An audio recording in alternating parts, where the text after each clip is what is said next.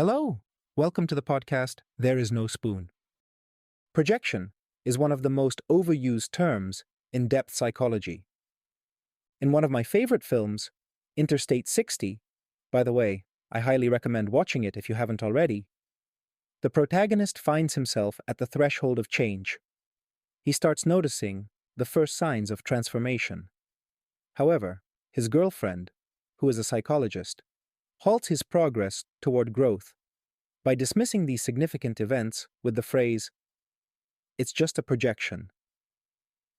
In this context, the most terrifying people are psychologists themselves, and I haven't escaped this fate either. We have an explanation for everything. No matter what a person does, we'll always find a reason. Even better, we'll hide behind a pile of pseudoscientific terms: projection, cognitive distortion, narcissistic personality disorder. This one came to mind because I recently watched a good series on the topic. Shadow, persona, separation, anima, and so on. Any words will do, anything to avoid admitting one's own obvious ignorance, because in reality, no one knows the answer in advance. Terms serve as a shield against the fear of the unknown, or even the known, such as emotions. It's hard to start unpacking real relationships with real people. It's easier to say, well, that's just my unresolved animus/anima. Or, problems with the shadow. That sounds very solid. Not I'm an idiot, but an intrapersonal conflict between the persona and the ego. Jung brilliantly wrote, "Anyone who wants to know the human psyche will learn next to nothing from experimental psychology. He would be better advised to abandon exact science, put away his scholar's gown, bid farewell to his study, and wander with human heart through the world. There, in the horrors of prisons, lunatic asylums and hospitals, in drab suburban pubs, in brothels and gambling halls, in the salons of the elegant, the stock exchanges, socialist meetings, churches, revivalist gatherings, and ecstatic sects, through love and hate, through the experience of passion in every form in his own body, he would reap richer stores of knowledge than textbooks a foot thick could give him, and he will know how to doctor the sick with a real knowledge of the human soul." Returning to the topic of projection. Yes, unfortunately, projection is a very overused topic. But, to my even greater regret, there is some truth in this overuse. This psychological mechanism is a cornerstone when approaching the turning point in the middle of life's journey. Let me remind you that projection is a defense mechanism of our psyche that protects our consciousness from recognizing unpleasant, or sometimes even pleasant, truths about ourselves. In this process, these inner contents are transferred onto another person, group, idea, or something similar. Every part of this definition matters. A defense mechanism. This means projection activates when we have some inner content that for some reason cannot rise to the level of consciousness. In obvious cases, this could be something taboo or socially unacceptable. In more subtle cases, we might project even highly positive qualities, for example, if we have low self-esteem. The key point is that projection arises because we are unable to accept or integrate certain content into our psyche. It always concerns the self. We always project parts of our psyche, not someone else's. Projection is always about our distorted perception of something, not others. The content is transferred onto another person, group, idea, etc. In other words, we attribute to someone else something that actually belongs to us, but that we are unwilling to accept within ourselves. This is where our emotional reactions to people we strongly like or dislike originate. This is where isms such as racism, chauvinism, anti-Semitism, and so on come from. This is why some people are intolerant of social groups they have never even interacted with. There are two important aspects to highlight here. For projection to stick, the person being projected onto must have a hook. In other words, if you're dealing with an angel in the flesh, it's unlikely you'll be able to pin anything negative onto them. There has to be at least some characteristic your psyche can latch onto through analogy, association. For example, imagine someone has had a bad experience with careless people in the past. If their friend acts irresponsibly just once, that's enough. The hook appears, and now they can project their past feelings onto this friend. This is crucial because it allows us to analyze and identify the original content of our projections. By closely examining the people we project onto, we can try to uncover the qualities linked to these projections. Projection, though it originates within an individual, is ultimately a social phenomenon. In other words, it extends beyond its creator. The person onto whom something is projected falls under its influence. As the saying goes, people live up or down to the labels they're given. Metaphorically, when I project something onto another person, I am, in a way, transferring a part of myself to them, like handing over an object. Robert Johnson had a beautiful metaphor about inner gold, but sometimes we transfer far less noble things. What matters here is that once I have handed something over, the other person now has to carry my burden. And this burden will influence them. This, I believe, is where the roots of belief in sympathetic magic come from.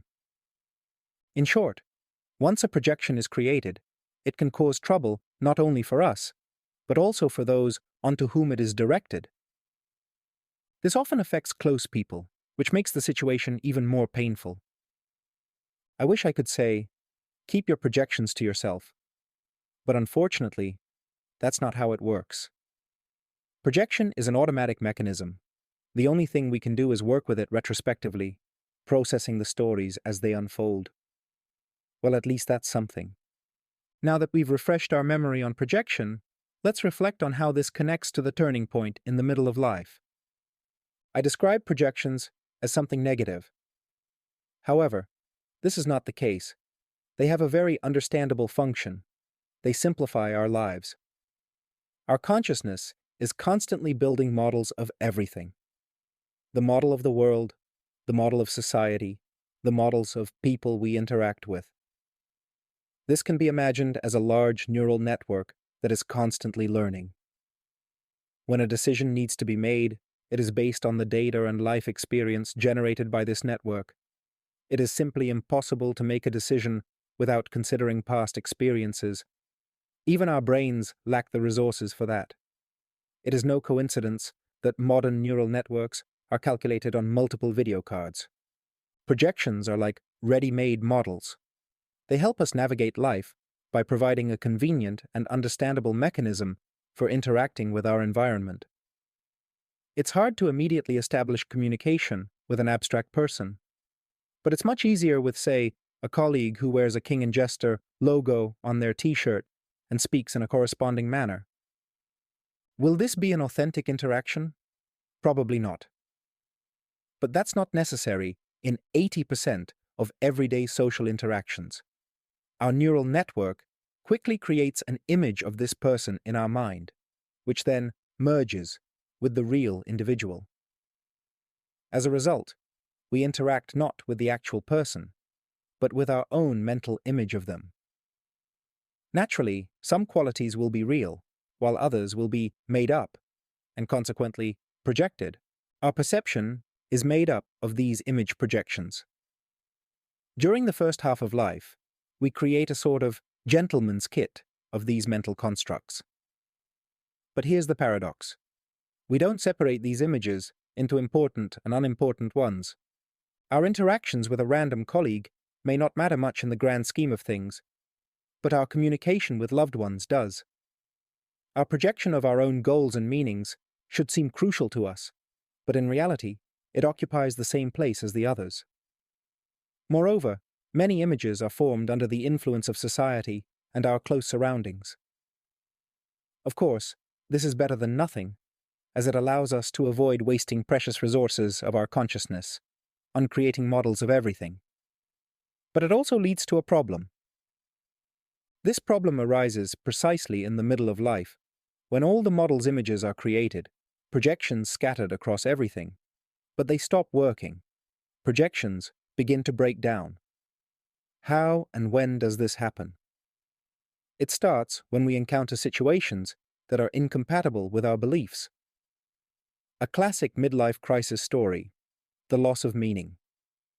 How does it arise? A person projects their ideal, their meaning onto something external. For example, money, career, or another person. Approaching the result, they realize that although the goal seems achieved, happiness is not coming. A person who found meaning in their career ends up with the weekend neurosis, when having free time becomes a problem rather than a gift. Those of us who unconsciously try to embody the ideals of parents, family, or society face the situation where they realize these ideals are not their own, or that achieving them will bring nothing more than another achievement. The people onto whom we have projected something start behaving outside the models we've attached to them. The world, once clear, becomes again unknown and uncertain. We start wondering how much of this is truly ours and how much we actually need it. The illusion of happiness collapses, symbolizing the arrival of the second stage of working with projections. This is an extremely unpleasant stage, especially in the middle of life, when, seemingly, all roads are open to us, but we have no desire to go anywhere. The magical allure of projections that nourished our psyche has disappeared. The obsession is gone, reality remains. The 4 stages of life proposed by James Hollis can be quite helpful here. The first one is associated with childhood identity, when there is a physical and, more importantly, psychological dependency between the child and the parents. The child identifies with the family. In the second stage, separation and maturation occur. The main task is to enter the world independently, strengthen the ego, and satisfy one's own desires. But we are interested in the third stage, the disappearance of projections. Hollis writes, "The third phase of identity, the second adulthood, is launched when one's projections have dissolved. The sense of betrayal, of failed expectations, the vacuum and loss of meaning which occur with this dissolution creates the midlife crisis. It is in this crisis, however, that one has the chance to become an individual beyond the determinism of parents, parent complexes, and cultural conditioning." This excerpt gives us an understanding of what accompanies the midlife crisis. The author doesn't call it second adulthood for nothing. I think this is a very good term. The first adulthood is when a person physically separates from their family and begins to live independently. However, psychologically, they remain a prisoner of the stories laid out in childhood and adolescence. In Jungian terms, parental complexes still dominate them. This manifests in all areas: behavioral, what and how a person does; cognitive affective, how they think, what evokes positive or negative emotions, what goals they set, what desires they have; and most importantly, value-based, the meaning an individual sees in their life, what they believe in, and what moral and ethical norms they adhere to. The latter is the foundation on which the personality is built, and this foundation was most likely not laid by the person themselves. To build it independently, one needs experience, which a young person does not yet have. It only accumulates by the middle of life, and here comes the realization that there are desires and aspirations beyond what was laid down. A person begins to hear not the voices of parents, society, or culture, but their own voice. According to Jung, this symbolizes the beginning of the creation of the ego-self axis. In simpler words, there is a possibility of realizing not someone else's desires, but one's own, following one's own, not someone else's myth. But for this movement to begin, one must separate the wheat from the chaff. It is necessary to eliminate the interfering projections, which happens at the middle of life. This was the podcast, There Is No Spoon. Until next time.